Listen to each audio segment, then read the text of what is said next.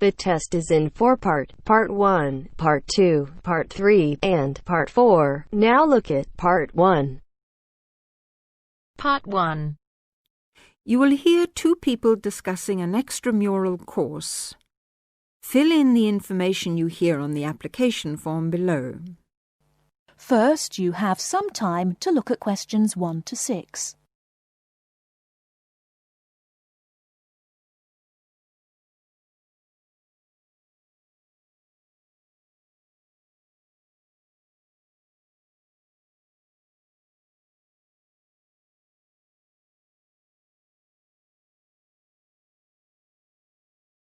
Now, here is the conversation. Hi, Jenny. What are you doing down here?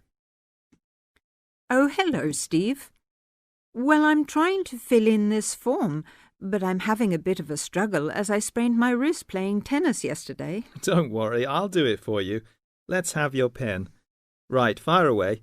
Let's see. I want to do the drama and theatre studies. I'd like to get the certificate. The course number is 60201. No, sorry, 202. It seems to be on Thursday at 7:30. Yes, well, we don't have to put all that down.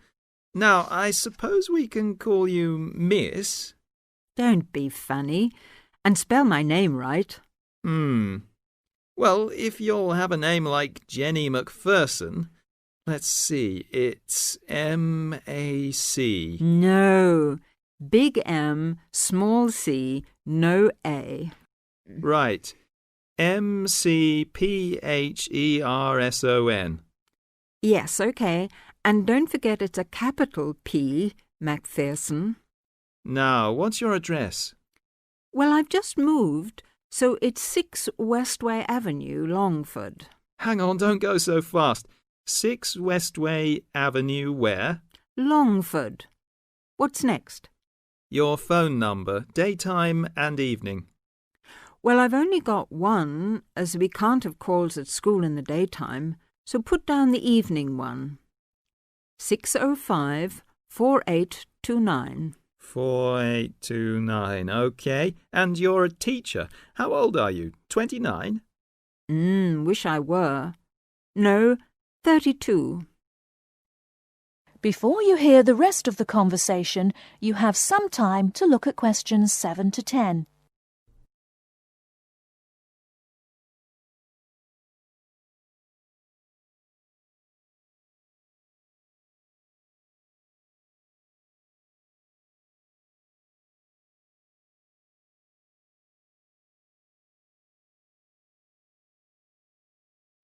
Now listen and answer questions 7 to 10. Do they want my date of birth? No, don't seem to. Just age. How about educational qualifications? Well, I've got a degree in English literature and a diploma in media studies. Media studies, right. Now, have you ever done any of these extramural courses before? No, don't think so. Although I did do something on psychodrama once. But no, it wasn't extramural, was it? That seems to be it, except for the fee. Yes, well, that's the same for all the central courses. I think £25. I suppose I have to include it with this form. Looks like it. Do you want me to write the cheque out for you? But you'll have to sign it.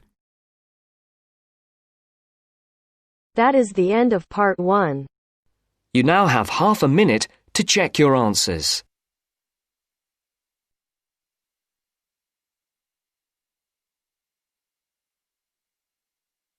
Now turns to Part 2. Part 2. You'll hear a message left to John on how to look after the house. First, you have some time to look at questions 11 to 17.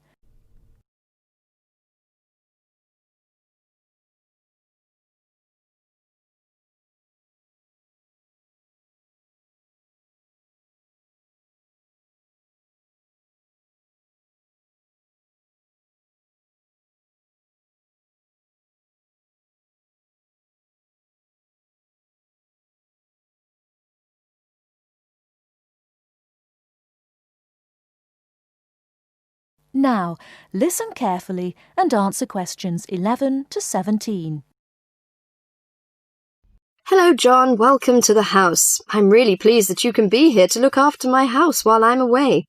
Here are some things you need to know about the house. Important stuff like when the garbage is collected. In fact, let's start with the garbage, which is collected on Friday. Just write garbage on the calendar on the days they take it away. Put it out on Friday every week. That'll be Friday the 22nd, Friday the 29th, and Friday the 5th. It's a really good service. The trucks are quiet and the service is efficient. The bin would be put outside of the house empty. It's a good idea to put it away quickly. This street can be quite windy. I once watched my next-door neighbour chase her bin the whole length of the street. Every time she nearly caught up with it, it got away again. The waste paper will be collected this Tuesday. That's Tuesday the 19th. There's a plastic box full of paper in the front room. Please put it out on Tuesday. The truck will come during the day.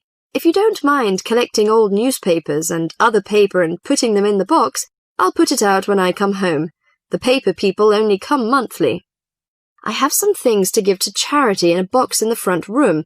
Would you put it out on Monday the 25th, please? It's a box of old clothes and some bed linen which I've collected, plus a few other bits and pieces. The charity truck will come by during the day on the last Monday of the month. Like the paper people, it comes monthly. If you want to use the library, you'll find it on Darling Street. I've left my borrower's card near the telephone. It has a very good local reference section if you want to find out more about this city. The library is open from 9 a.m. to 5 p.m., Monday to Saturday. I'm sorry to say that we don't have a cleaner. Oh yes, filters. Would you please change the filters on the washing machine on the last week of the month, no matter which day? We find that the machine works much better if we change the filters regularly. The gas company reads the meter on the 30th, the last Saturday. I think that's all the information about our calendar of events.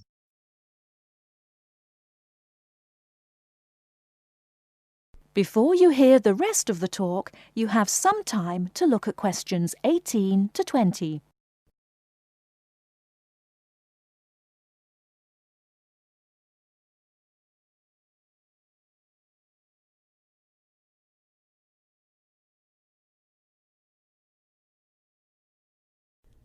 Now listen and answer questions 18 to 20. Well, John, I'm trying to think what else I should be telling you. As you know, I'm going to a conference in London. I hope to have a little time to look around. It's a great city. I do hope I manage to get at least some of the theatres and museums. I'm looking forward to all the things I have to do at the conference too. I'm giving a paper on Tuesday the 26th, and there are a couple of exciting events planned later in the conference programme. I hope to meet up with an old teacher of mine at the conference. She taught English literature at my high school, and we've kept in touch through letters over the years. She now teaches at the University of Durham, and I'm really looking forward to seeing her again. By the way, I expect you're hungry after your trip. I've left a meal in the refrigerator for you. I hope you like cheese and onion pie. Would you do me a favour, please? I haven't had time to cancel an appointment. It was made a long time ago, and I forgot about it until this morning. It's with my dentist for a checkup on Thursday the 28th. Could you please call the dentist on 8162-525 and cancel the appointment for me? Thanks a lot, John. One last thing. When you leave the house, make sure the windows and doors are shut and set the burglar alarm. The alarm code number is 9120. Have fun. I'll see you when I get back. This is your friend Martha, saying goodbye. That is the end of part 2. You now have half a minute to check your answers.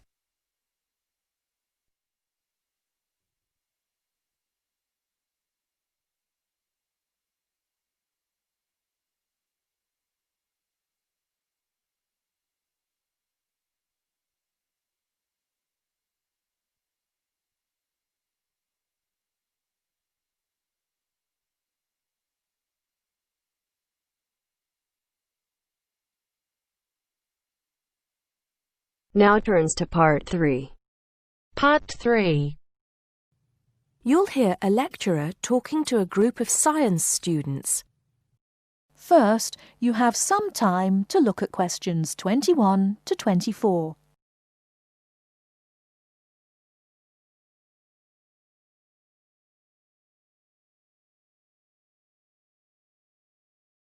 Now, listen carefully and answer questions 21 to 24. Good morning, ladies and gentlemen, and welcome to the science faculty. As you may know, my field of study is neurobiology, so you may be wondering what I have to say to those of you who are studying physics or chemistry or geology, even those of you who intend to become doctors. In fact, what I have to say is aimed especially at those who wish to enter the medical profession, though the main point applies to all of you. And what is my main point? Basically, it is that you shouldn't get stuck in too narrow a specialization. What I mean is, too often doctors and scientists become experts on one small aspect of their subject and neglect the rest. Perhaps you have heard the joke about a doctor being introduced to another doctor as an expert on the nose. "Oh, yes," said the other doctor. "Which nostril?" I know that more and more it is necessary to specialize, because when you finish your studies, you have to find a place in the job market. But I do believe that it is damaging both to you personally and to the profession. You may be surprised to know how many physicians in the past were men of wide culture. Many were interested in the humanities, from the arts to literature to philosophy. A surprising number of them, from Rabelais to William Carlos Williams, became poets, novelists, and playwrights. Men of science have written clearly and intelligently about society, psychology, and politics. This tradition is not dead. Today, such eminent scientists as Stephen Jay Gould, Jared Diamond, and Richard Dawkins are well known as popularizers of science while maintaining high standards. But more of them in a minute. I'm not saying that while you are studying anatomy, you should sign up for a course in English literature, but reading a few works of fiction in your own time will show you the human mind, just as your anatomy classes show you the human body. Science faculties and medical schools, it seems to me, now largely ignore this human dimension. Furthermore, the study of medicine, and psychology for that matter, is largely about what has gone wrong with the body and the mind. That is, it mostly deals with the abnormal.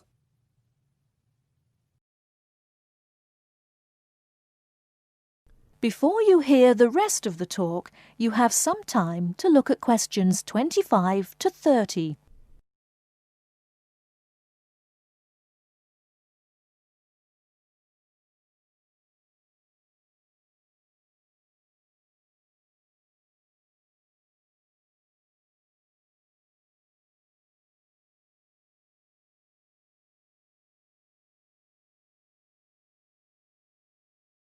Now listen and answer questions 25 to 30. So, to try and correct this situation, if only in a small way, I have come up with some extra reading for you to do. Don't worry, I wouldn't have chosen them if I didn't think they were enjoyable as well as interesting. The first on my list I'm sure you've all heard of, even if you haven't read it. It's Bill Bryson's A Short History of Nearly Everything. Now, don't turn your noses up at it just because it's now officially a school book and is written to entertain as well as inform. In fact, I've found it a very good bedside book. Next come a couple of the writers I mentioned earlier. Any collection of essays by Stephen Jay Gould is worth reading. He writes clearly in a language non-scientists can easily understand. In fact, a lot of his essays are responses to questions about science from the general public. He's also entertaining on the subject of baseball. Perhaps you should start with Gould's Wonderful Life. He writes brilliantly about natural history and shows how much imagination and excitement there is in scientific discovery. Then there's Jared Diamond's The Rise and Fall of the Third Chimpanzee, which shows us how close we are to the apes and forces us to look at some of the darker aspects of human nature. After reading it, you won't forget your animal ancestry. But don't let that put you off. It's very readable. You're probably saying to yourselves, just a minute, these are all science books. What about the fiction? I'll come to those in a later lecture.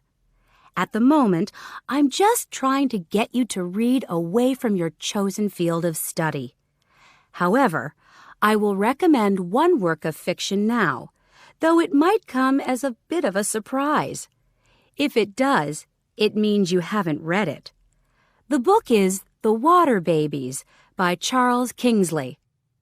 I can see I have surprised you. Well, it is in fact the first fictional response to Charles Darwin's On the Origin of Species. Yes, it is a children's book, but full of surreal fantasy and wit. The fifth book on the list is a biography, The Emperor of Scent by Chandler Burr.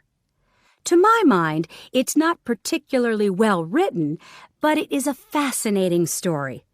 It is about Luca Turin, a biophysicist who becomes an expert on perfume, and about how he missed getting the Nobel Prize. If any of you are thinking of a career in scientific research, this book might make you think again. It's a very tough dog-eat-dog business, which brings us to the book that inspired Kingsley's Water Babies, that classic of the genre, Charles Darwin's On the Origin of Species. If you haven't read it already, perhaps you shouldn't be here. If you have, it won't hurt to read it again. Or if you prefer, read his The Voyage of the Beagle, which, as well as being of interest to any natural historian or anyone interested in scientific method, also makes a great travel book.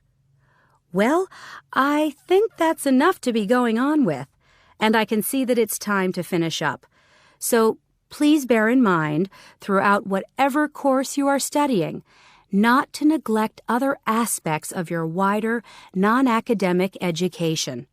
Thank you. That is the end of part 3. You now have half a minute to check your answers.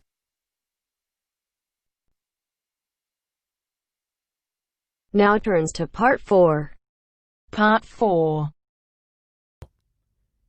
You will hear Rebecca Bramwell, an artist and illustrator, giving advice on how to get your first job or commission as an artist. First, you have some time to look at questions 31 to 35.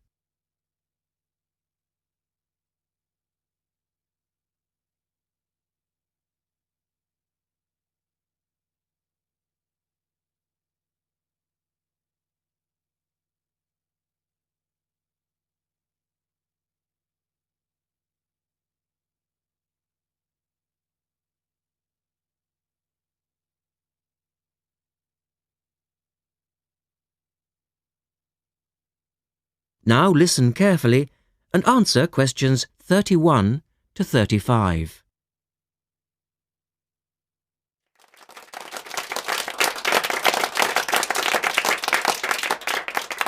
I'd like to introduce Rebecca Bramwell, an artist and illustrator who has come along today to talk to you all about getting your first job or commission as an artist. Over to you, Rebecca. Thank you for inviting me.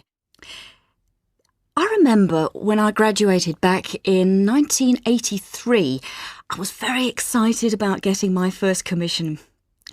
My degree was in fine art and I'd worked long and hard to get it.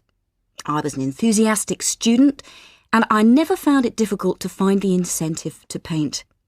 I think as a student you're pushed along by fellow students and tutors, and the driving force is there. However, when you leave college, you find yourself saying things like, I'll have one more cup of coffee and then I'll sit down to work. I hate to admit it, but I say it myself. Suddenly, it isn't finding the inspiration or getting the right paper that's a problem. It's you. In my view, there are a number of reasons why this happens.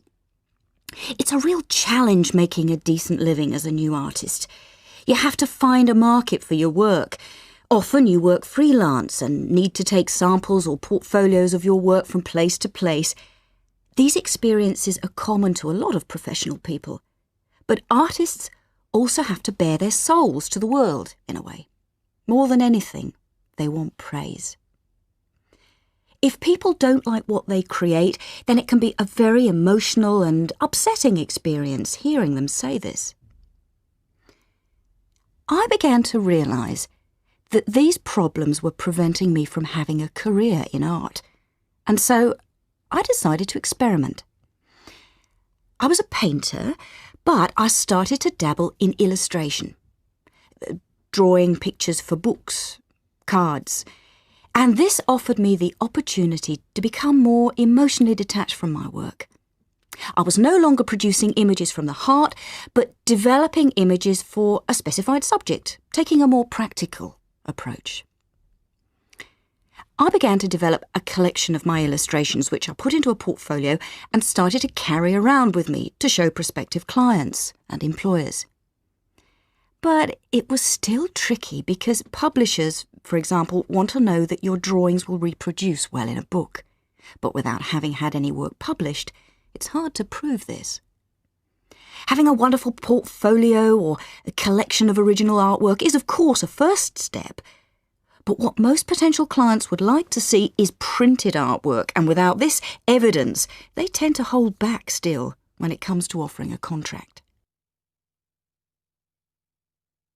Look at questions 36 to 40.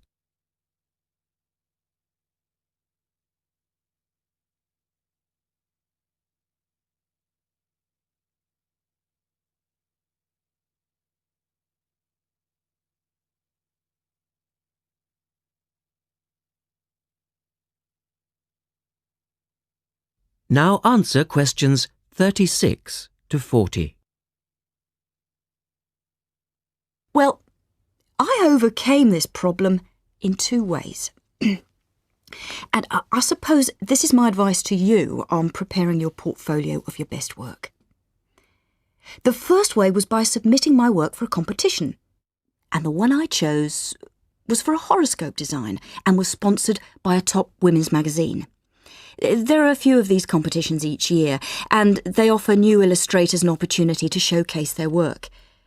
The other approach I took was to design and print some mock-up pages of a book. In other words, I placed some of my illustrations next to some text in order to demonstrate how my work would look when it was printed.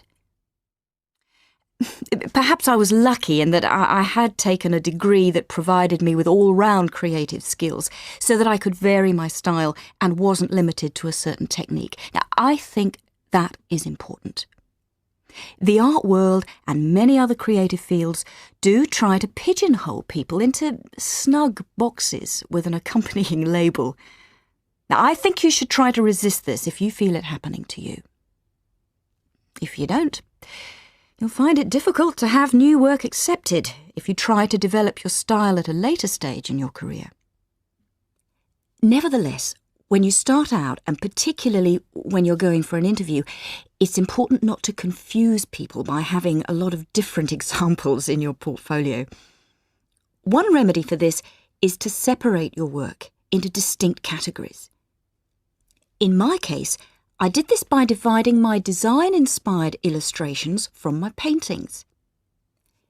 It's then easier to analyse the market suited to each portfolio, such as magazines, book jackets, CD covers, etc. Working under two names is also useful, as it clarifies the different approaches and offers a distinction between them. I think it's been hard for artists to be recognised in anything other than the pigeonholes that they've been placed in.